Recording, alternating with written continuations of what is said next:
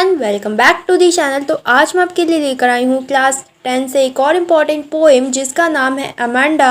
और इस पोएम के जो पोएट है उनका नाम है रॉबिन क्लेन। जैसे कि मान लो जब आप बच्चे थे तो आपकी नोटबुक आपकी टीचर चेक किया करती थी, लेकिन जैसे जैसे हम बड़े होते गए हम नोट्स बनाते गए और उन नोट्स को हमें ही मेंटेन करना पड़ता था। तो जैसे जैसे हम बड़े होने लगते हैं, जैसे जैसे हम मैच्योर होने लगते हैं, तो हमारे ऊपर कुछ ड्यूटीज़, कुछ रिस्पॉन्सिबिलिटीज़ आने लगती है जो कि हमें फॉलो करना होता है। तो यहाँ पर इस पोएम में एक छोटी सी लड़की है जिसका नाम है अमांडा, और वो लड़की धीरे धीरे बड़ी हो रही है। तो उसकी मदर जो है वो उसके गलतियों पर उसे पॉइंट आउट करती है और वो उसे कहती हैं कि तुम ये मत करो, ये करो, ऐसे मत बैठो, ऐसे बैठो। और वो जो लड़की है, वो जो बच्ची है, वो इन सारी ड्यूटीज़ से भाग रही है। और वो क्या करती है कि जब उसकी मदर उसे स्कोल्ड करती है या जब उसकी मदर उसकी गलतियों को पॉइंट आउट करती है तो वो अपने ही ख्यालों में खोई हुई रहती है। तो चलिए पोएम शुरू करते हैं और देखते हैं कि हमें इस पोएम में क्या बताया गया है। तो चलिए शुरू करते हैं। तो देखो पोएम कुछ ऐसे लिखा गया है कि पहले पोएम का लाइंस लिखा गया है स्टैंजा वाइज, फिर ब्रैकेट में कुछ लिखा गया है। तो जो ब्रैकेट में लिखा गया है वो अमांडा का ख्याली पुलाव है, यानी कि जब अमांडा की मदर उसे स्कोल्ड करती है तो वो क्या सोचती है वो सब ब्रैकेट में लिखा गया है।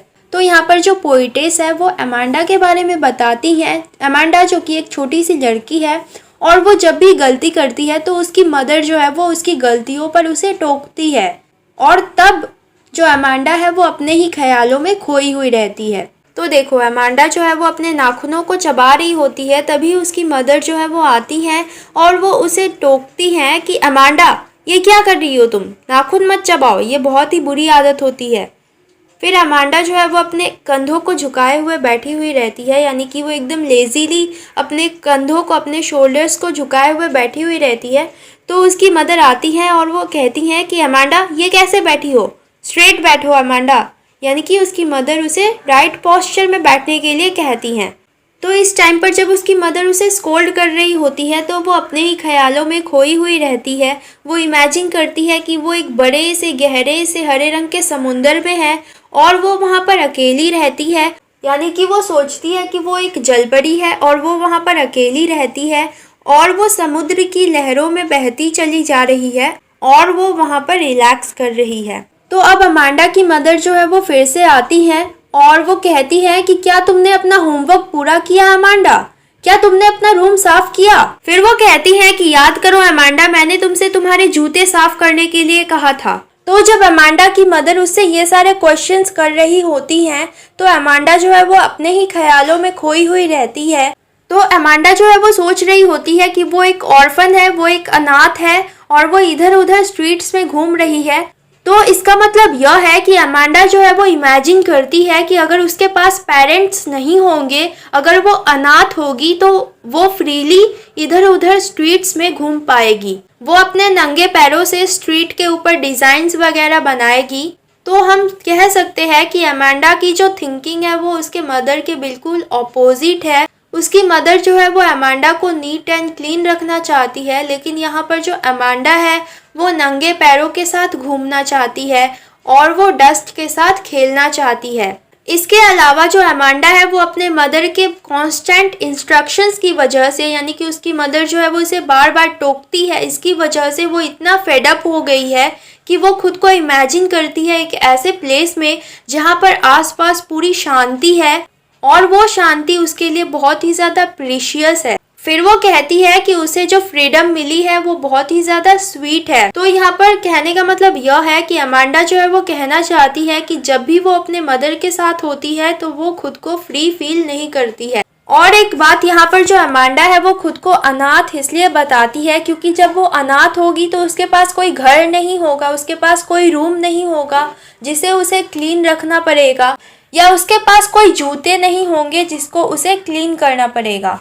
तो एक बार फिर से अमांडा की जो मदर है वो आती है और वो उससे कहती है कि अमांडा चॉकलेट मत खाओ, और वो उसे उसके पिंपल्स के बारे में याद दिलाती है। एक्ने का मतलब होता है पिंपल्स, तो वो उसे उसके पिंपल्स के बारे में याद दिलाती है जो कि अमांडा के फेस पर पिंपल्स हो चुके थे चॉकलेट खाने की वजह से। तो इसलिए वो उसे चॉकलेट खाने से रोकती है और फिर वो उससे कहती है कि अमांडा जब मैं तुमसे बात कर रही हूँ तो तुम मेरी तरफ देखो। तो अब जो अमांडा है वो खुद को इमेजिन करती है रूपांजल की तरह।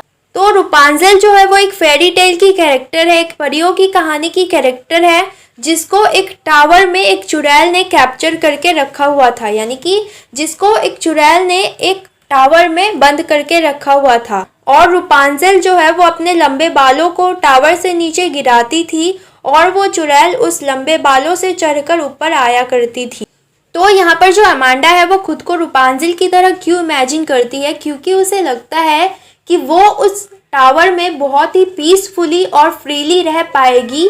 और वो कहती है कि वो कभी भी अपने बालों को नीचे नहीं गिराएगी ताकि कोई भी उसके बालों से ऊपर चढ़कर ना आ सके। तो अमांडा जो है वो बैड मूड में बैठी हुई रहती है, यानी कि वो उदास सी बैठी हुई रहती है। तभी उसकी जो मदर है वो आकर कहती हैं कि अमांडा तुम इतनी उदास सी क्यों बैठी हो। और वो उससे कहती हैं कि अमांडा तुम इतनी मूडी क्यों हो। मूडी यानी कि अनस्टेबल, यानी जिसका मूड अनस्टेबल रहता है। और वो उसे स्कोल्ड करती हुई कहती हैं कि अमांडा तुम्हारे इस बिहेवियर की वजह से जो लोग हैं वो तो यही सोचेंगे ना कि मैं हमेशा तुम्हें डांटती रहती हूँ, मैं हमेशा तुम्हें हैरेस करती रहती हूँ। तो यहाँ पर हम कह सकते हैं कि अमांडा की जो मदर है वो हमेशा उसे छोटी छोटी बातों पर टोकती रहती हैं और इस पर जो अमांडा है वो रिएक्ट भी नहीं कर सकती।